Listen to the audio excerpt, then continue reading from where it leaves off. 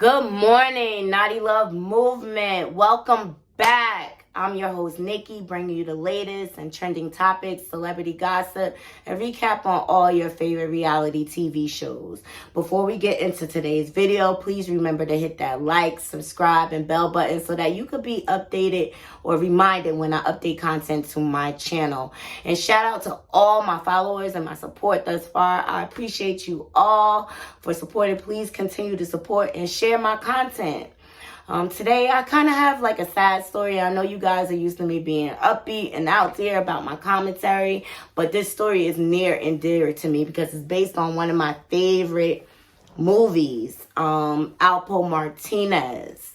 Unfortunately, he was gunned down on Sunday, Halloween night, in the streets of Harlem. And for those of you who are not familiar with ALPO Martinez, he was a major drug kingpin out of the 80s and 90s, and he ran drugs from New York all the way to Washington, D.C., you guys. And also, his character was depicted in the movie Paid in Full by Cameron.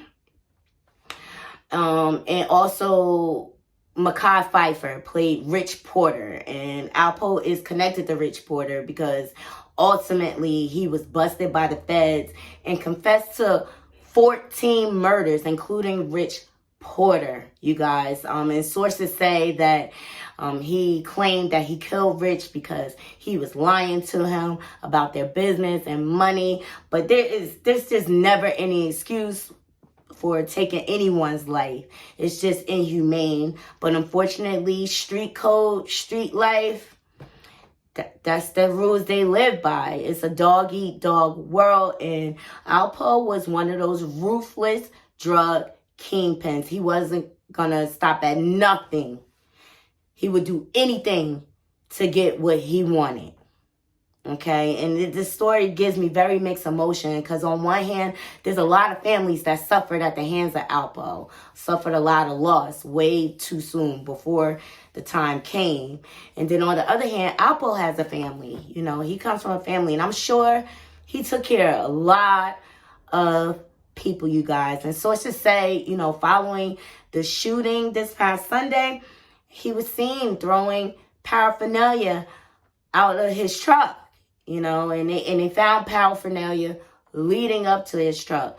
And it just makes you wonder what his thought process was to go back to Harlem, you know. And when it comes to street dealers, you know, they not only addicted to the fast cash, the lifestyle, the women, the cars, the fancy clothes. They also addicted to that hood love. Like, and I'm just thinking he was just yearning for that attention, you know, classic narcissist behavior at the end of the day. But I just really feel conflicted because, you know, he was so young, 55. He was living a quiet life in witness protection program.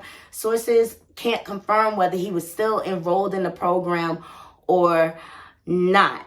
But I want you guys to drop down into my comments and let me know how you feel about the death of ALPO Martinez. You know, he was very brolic and arrogant, but he still had a lot of love from the hood, regardless. But, you know, ultimately, his lifestyle caught up to him. You know, he snitched on a lot of people. So I just think things came full circle. And I'm a big believer that the energy you put out, that's what you get back.